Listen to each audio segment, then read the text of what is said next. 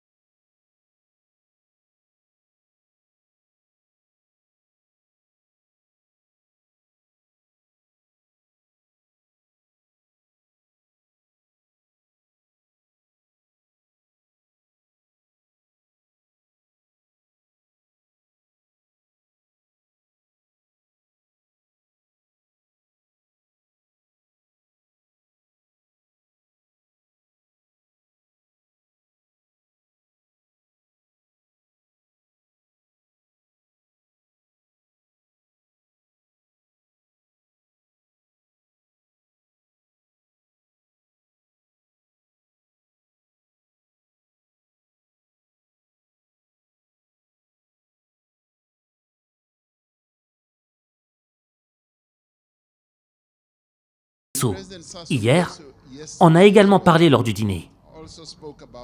Maintenant, il y a un problème dans le fait que certains des engagements n'ont pas vraiment été à la hauteur. Mais avant d'entrer dans les détails, permettez-moi de dire immédiatement que nous reconnaissons les nombreuses initiatives qui ont été mises sur la table et qu'un certain nombre de pays, ici, ont essayé d'appliquer. L'Allemagne, par exemple, a fait son possible pour mettre un certain nombre d'initiatives sur la table. Et les États-Unis ont également essayé. Mais il y a eu des moments où nous nous sommes sentis comme des mendiants. Vous savez, j'ai joué un rôle clé en tant que président de l'Union africaine pendant la période d'épidémie.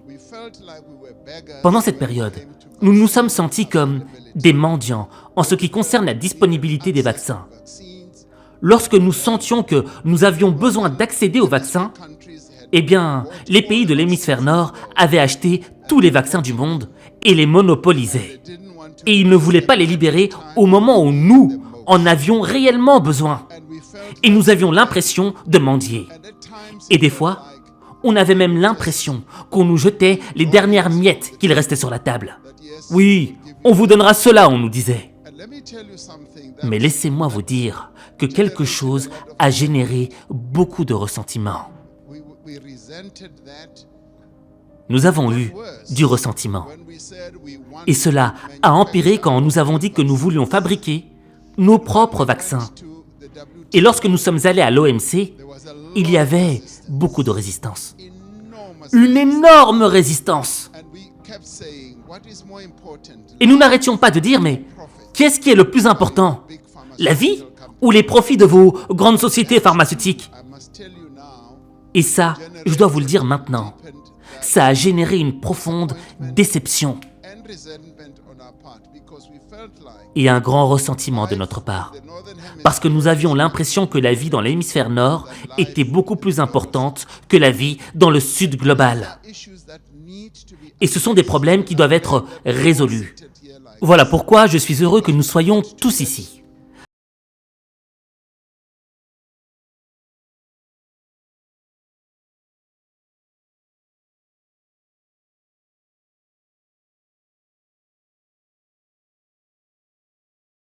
C'est que les paroles doivent être respectées. Oui, nous voulons voir ces paroles respectées. Hier, le président Sassou Nguesso a déclaré lors du dîner que 100 milliards de dollars lui avaient été promis par an. Et il a dit qu'il ne les avait jamais vus. Et beaucoup d'entre nous peuvent témoigner que ces 100 milliards de dollars n'ont jamais été mis sur la table. Et cela devrait se démarquer comme quelque chose qui doit être abordé. Parce que parfois, nous assistons à des conférences comme celle-ci. Et nous disons, oui, nous allons rendre cela possible. Mais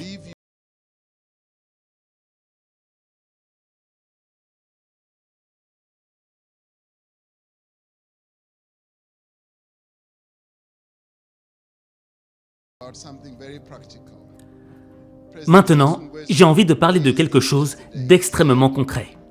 Le président Sassou Nguesso, hier, a dit qu'il serait très heureux à la suite de ce sommet que nous faisions quelque chose de réellement pratique du côté des infrastructures.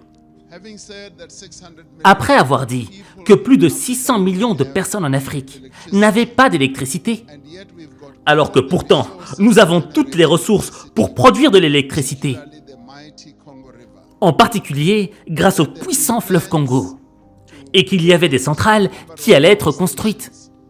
Un certain nombre de centrales électriques qui généreront, selon mes calculs, plus de 70 000 mégawatts. Eh bien, ce président a dit, et je soutiens cette proposition, prouvons que ce sommet n'est pas une convocation où nous ne faisons que parler dans le vent, comme la COP à Paris. Maintenant, mettons de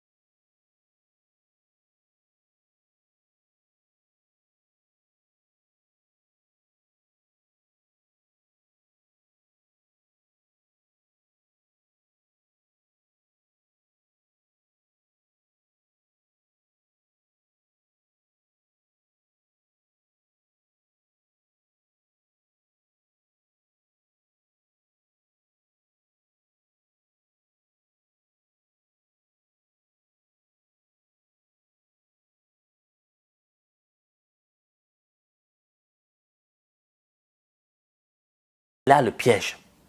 Le piège, c'est quand tu confies ton projet à quelqu'un.